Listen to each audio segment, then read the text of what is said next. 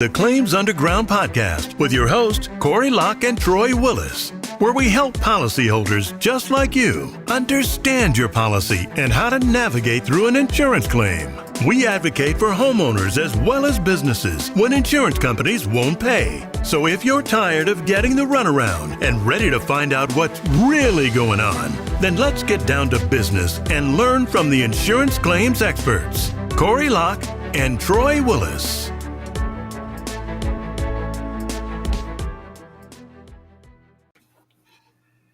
Hey, welcome. This is Corey Locke, public adjuster. I'm a public adjuster out here in California, and I've been a public adjuster for the last 9 years out of my total experience of almost 35 years now. This January makes 35 years as an insurance adjuster, working as an independent adjuster, large loss adjuster, and then finally as a public adjuster. So I just wanted to give you a little background on me and my co-host tonight, Troy Willis. Troy, please jump in and give us a little background on you. Hi, my name is Troy Willis. I'm a licensed public adjuster. I'm a retired builder, expert witness, certified appraiser, and umpire. I've been doing this for more than 30 years total. I advocate for policyholders and their insurance claims. And today we're going to talk about topics that will help you have a better understanding of your policy. So today's topic is understanding your policy. So we're going to start by throwing a few questions back and forth between Corey and I so we can help you understand the questions that you've been wanting to ask and now we can now answer for you. So this is kind of what this topic is about, is kind of answering questions that you don't know to actually have a chance to answer. So today we're going to start with asking that major question. What is our policies all about, and how do they benefit us as policyholders? So, Corey, let's start with the question of what is an insurance policy? Let's start with something pretty simple. What is an insurance policy for a home? Insurance policy is a contract. You're offering money for them to pay for perils that are covered under the policy in case they occur. If they don't occur, you're just paying them premiums every year. So annually, or maybe monthly, depending upon your agent setup, you will be paying a certain amount of money so that you are safeguarding your largest investment, which is your home. Or it could be your business, but most likely people are tuning in about their homes. So what the policy is an agreement. And you have no way to negotiate what's in that policy. You just have to pay money for additional endorsements to that policy. So at the very basic level, it's a contract. You're contracting together to take care of a problem if it should arise. If it never arises, you could be paying for premiums for 20 or 30 years, but it is an insurance policy in case something bad goes happen. You know, I found in this industry over 30 years that most people don't read their policies. I mean, back in the day, they used to stick them in the drawer when we got them in paper. Now that they're digital, it goes in the email box now. So they really don't read the policy. And it's important that they read their policy because you clearly stated one of the most important things is it's a contract. And we would always want to read a contract because what do we usually hear when they have a loss and they call us and they tell us this horror story about what's happened to them in their life? And the first thing you ask them was, did you sign anything? And they go, yes. Did you read what you signed? They go, no. Yeah. The second thing is, did you read it? Well, it's always no. Then you realize why we're here to help you get out of the troubles that you just caused by signing those papers and never read the contract. This is a tough, strong, it's a tough industry to be in. And it's tough for these people who's policyholders because they're not in this industry and they don't quite understand the policy. And that's why it's important for them to read it and understand it. One of the things that gets to be important in the policies that we go talk about even today would be, what is all risk and what is named risk, which is important for people to understand what that difference will be in the policy. All risk always covers the events that the policy doesn't specifically exclude. And we look at the point when we're talking about the name risk, it's going to talk about everything it does. So talking to the people today, we want to kind of get into that difference of what more detail, I should say, at all risk would be for like some examples that we can explain to them. They may have had those problems already, but a better understanding of the way the policy normally interprets it for people. It's very confusing for people. So could you help us get a better understanding of what the difference of this all risk versus a name risk would be versus just a short version I gave.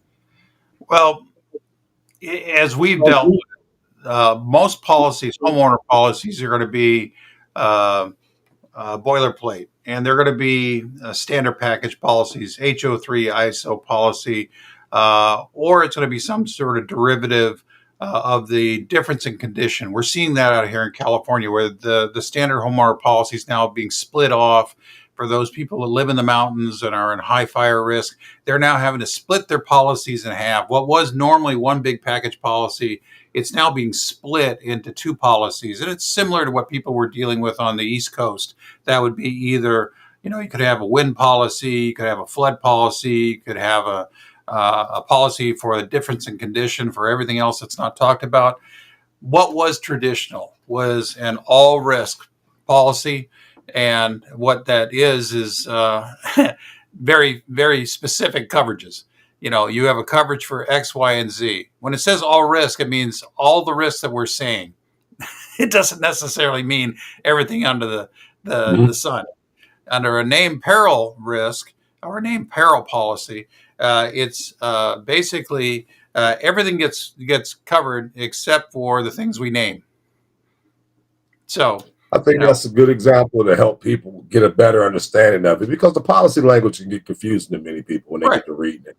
And, sometimes, you get some calls in and they just don't know if it's covered, not covered, or even understand if they should file a claim or not. That's why I think it's important for people to understand exactly what they're walking themselves into. And if you read your policy, you'd understand a lot of this. It's one of the biggest problems in this industry I've seen in decades, that people do not read their policy. So, for those who don't read, we're going to make this simplified. Well, what we normally run into is that when do you normally get a policy? Well, a lot of people just get their policies when they're ready to buy a house. It's one of those crucial things. You can't buy the policy, it won't clear escrow unless you have a policy in place. So they just run out because they're so frenzied to buy the house. And the last thing that they're being told by their agent or their escrow person is, hey, do you have a policy? Oh, well, hold on. Let me go find an independent agent. And then that agent sells them a policy, not quite knowing exactly what they got. They don't know if it's a replacement cost policy or an actual cash value policy, because that wasn't really that important to them at the time. They had to trust someone to get that policy. Otherwise, their escrow is not going to close. And that's the last time they think about it. And then that policy just keeps churning and churning and churning year in, year out. The mortgage company makes that payment and you're really not thinking about it. And then we have an event. And then you go, wait, I thought I was covered for that. Okay, so maybe we could back up and say, what is it you want out of your policy?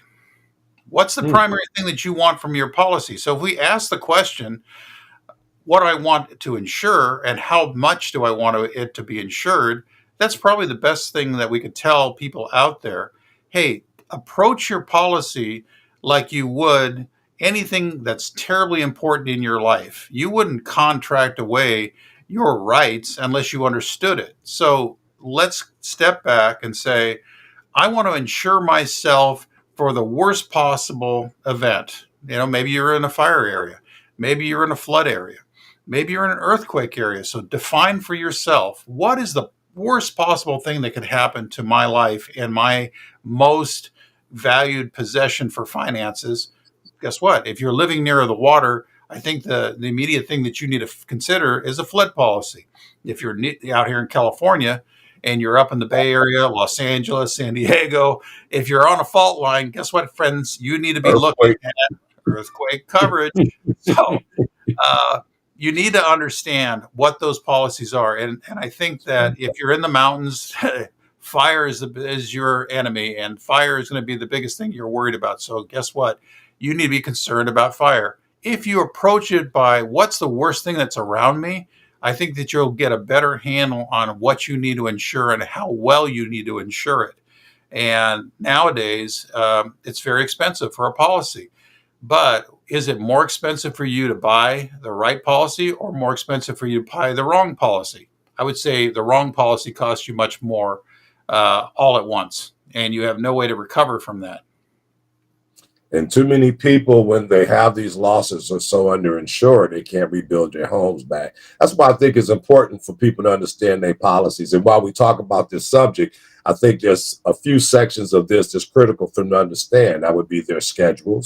That would be, what is their deductibles about, that's on there. And again, we will get into endorsements on another segment, but they should also be aware of what these endorsements are. As you mentioned about building your policy, knowing you have the proper coverage on what you need. I mean, you're 100% correct. Many times when people buy a home, the first thing they do, insurance companies say, mortgage companies say you got to have insurance. They go online. They don't even bother with an agent. They look for the best price. And, we can't count anybody's money, but the best price is that saying you kind of get what you pay for. And we see it all the time where, somebody is so underinsured because the price was right. But when they had that loss, which is, as you said, one of the most important things in their life, which is their property, they was hurt terribly. And, to avoid a lot of that is just basically by you being more aggressive and taking the helm about your own life and say, you know what, it's really my job to determine how much coverage I need and not leave it up to just somebody else. So when it happens, I'm not out there, calling the PA that, they won't give me a place to stay. The estimate is so low ball, I can't rebuild. They're not treating me fairly. They won't take my calls. I mean, it just goes on and on and on and on the list. And I think by giving people this information like we are, it allows them to weaponize that in a way where they can defend a lot of this themselves with the insurance company and maybe set a different scope before we even come to the table. They've been and already did some of our job for us and line some things up to where they don't even realize how that would be effective to them in many ways. It's almost like when we get to the plate, we always got to start over on the game. You know what I mean? Imagine coming to the game and you're already on second base. Well, I think that what you've hit on is correct. I think that they need to be more aggressive. And another way that we're saying this, and the reason we're doing this podcast is we're empowering the people to figure this stuff out. And I don't think that we've hit on this yet. I know that we had that in our trailer, but there are not enough public adjusters to handle everyone's claim. So, guys, there's no one out here to save you unless it's you. So it starts with you being your own best advocate by asking questions. And the first question you need to ask is, do I have enough insurance? And what am I insuring? And what am I trying to insure against? These three questions are critical for you to become your own best advocate. I agree. I so agree. So if we was referencing the schedules from A through D, and we was trying to explain it in the most simplified way, how would you best to approach, let's say, Schedule A, dwelling? How would you define dwelling to the people in the most simplest form? Dwelling is the living space and anything that is attached to it. So if you have a garage that's attached to your home, that is part of the dwelling. If you have, in some policies, depending upon how it's written, if something is attached to the outside, so let's say an awning, or let's just say that it is an extension that's maybe the shed, or maybe it is an enclosure for a jacuzzi. If that ties into either the roof line or the wall, and it's not just an incidental connection, like, I don't know, a nail or a piece of fence, then that's part of your dwelling. That footprint that you live in or park your car, that's part of the dwelling or part of the building, is the dwelling. So that's the first primary A. If we was discussing B, which would be other structures, and we were just speaking just clearly, as you said, in A, let's define that other structure with that same example as you were just referring to, with the nail in it. It will be considered under dwelling or will be considered under other structure. How we separate that? Well, some policies are very, very clear. It says that we insure fences, boat docks, sheds, pools, sidewalks, driveways, everything that is not the main dwelling that can be separated is considered an other structure, an OS, or in some other policies, appurtenant private structures. That's an old term. But usually under coverage B, it is 10% of coverage A, and that's an automatic number unless you add in for more money. But B is primarily all the things that are not coverage A, or the dwelling. And usually they're separated or were constructed after the home was constructed. Got you. That was very informative. Well, I'm sure many people out there go say, hey, what about my personal property in my house? I mean, I got to get that covered. I got my furs, I got, my gators, I got my $2,000 dress going on, I got memorabilia. I mean, what happens with my house? And we know in these policies, they would include contents coverage, which would be Schedule C. And Right. how would you best define summing up Schedule C for the people? Schedule C is your loose contents or contents that you buy, bring into the house. You constantly hear this example. If I took your house, turned it upside down, and shook it, everything that fell out of your house is your contents. Now, that's just a rough and crude way to say it, but usually it's all the things that you're wearing or sitting on or you use, and it's not part of the main dwelling. It wasn't constructed with the main dwelling. It was brought in, and when you leave that after you sell the house, it all goes with you. That's contents. That was very informative. Our next portion would be Schedule D, loss of use, or ALE, allowance for living expenses. How would you best describe that for people to understand? It's living outside of the home when your home is no longer habitable. That is Schedule D or Bucket D or Coverage D, whichever one you define. And there's two ways to look at your additional living expense. It could be traditional ALE, which is incurred and reimbursed. So if you had to go and spend a night in a hotel, you would have to present the bill to your insurance company to be reimbursed. That is a traditional ALE coverage. It's always reimbursed. You have to incur it. And that's how that's handled. It's an as incurred coverage. However, if you have something that is actually more beneficial, a fair market value, for fair rental value, fair rental value, FRV, then they can approximate what the value of your home is, size wise, furnishings. Maybe you got a pool, maybe you're in a secluded gated area.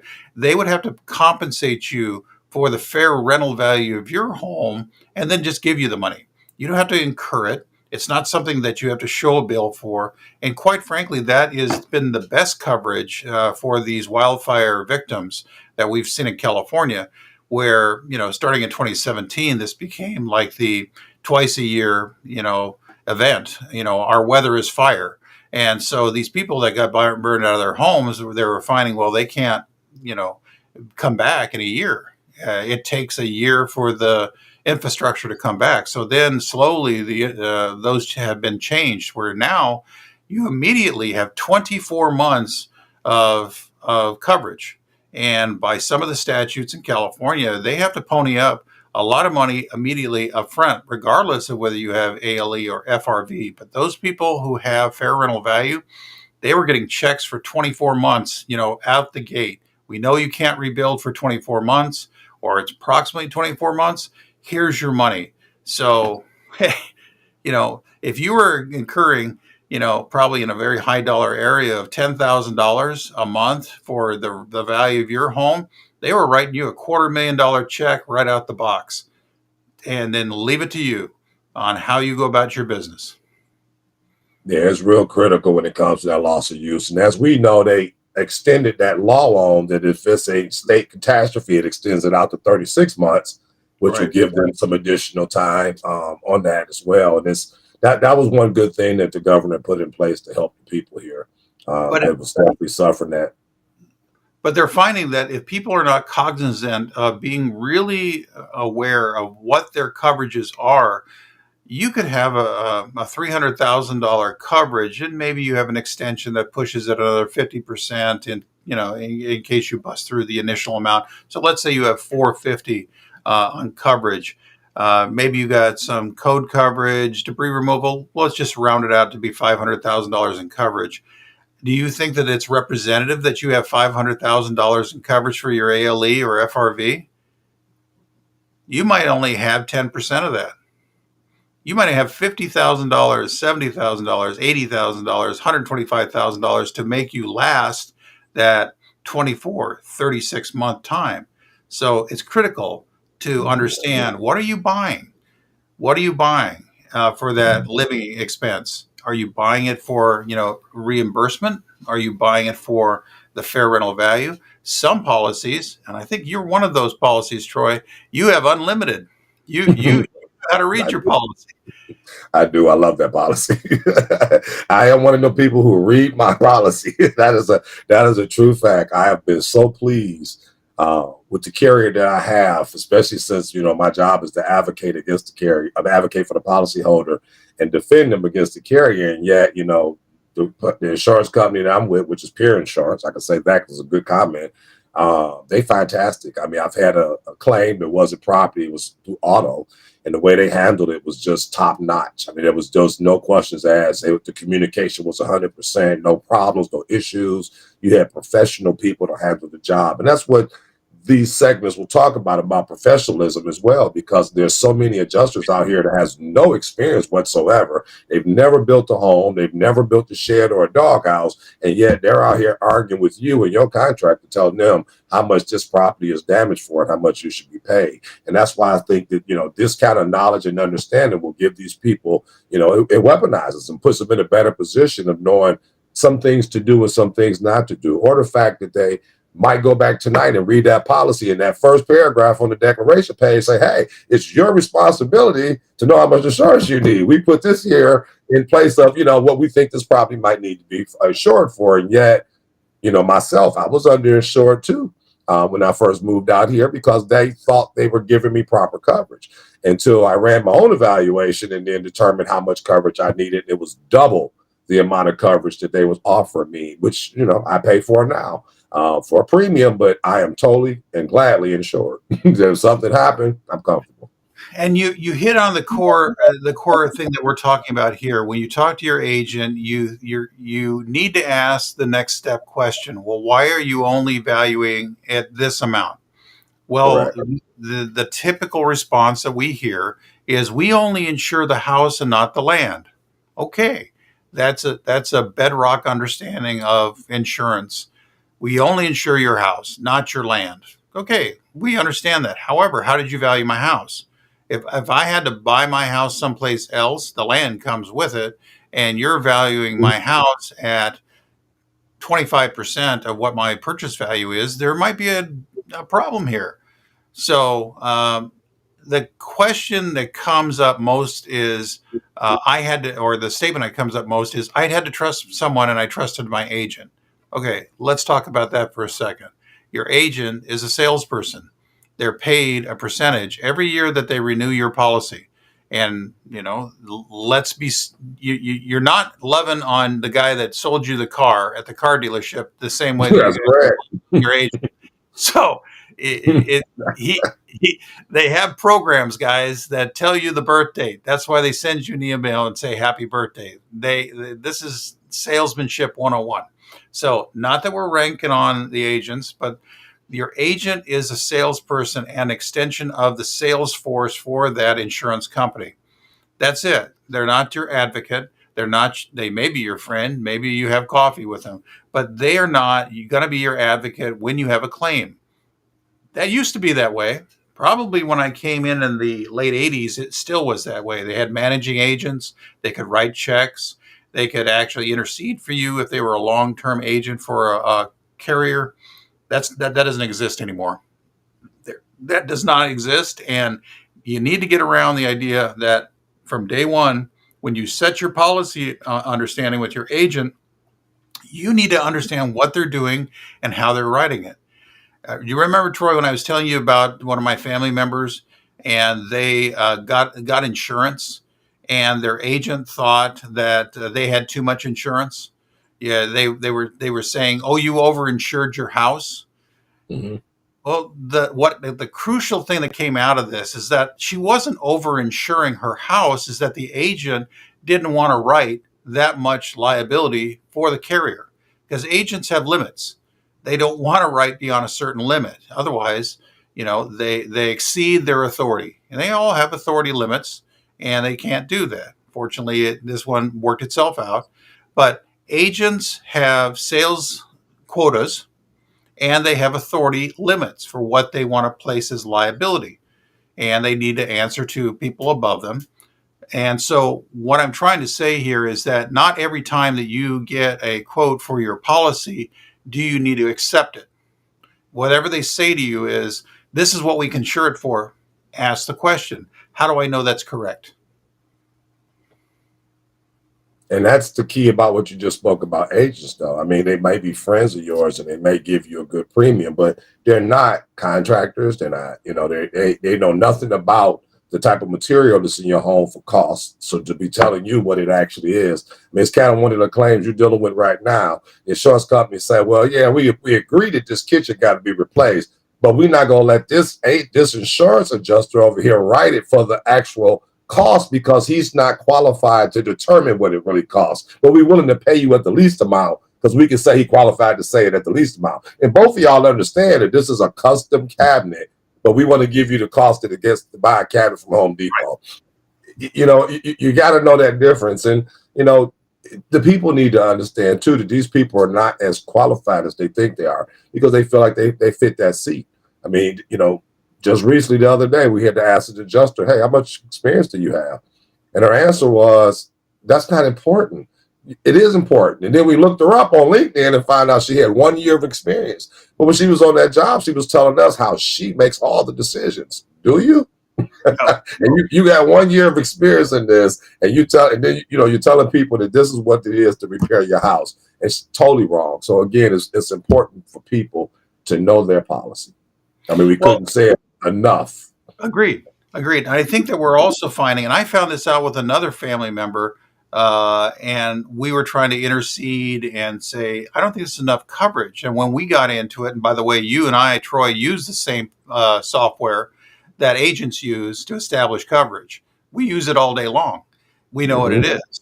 And so it's very easy for us to take a square footage of a house, find out if it's in a rural area, find out if it's on any sort of slope, hillside, find out if it's actually on stilts, or is it on a basement, or is it on any sort of other difficulty of construction, and put that in there. And also know quite well that you actually have to know the type of build that is. Is this a Rambler home?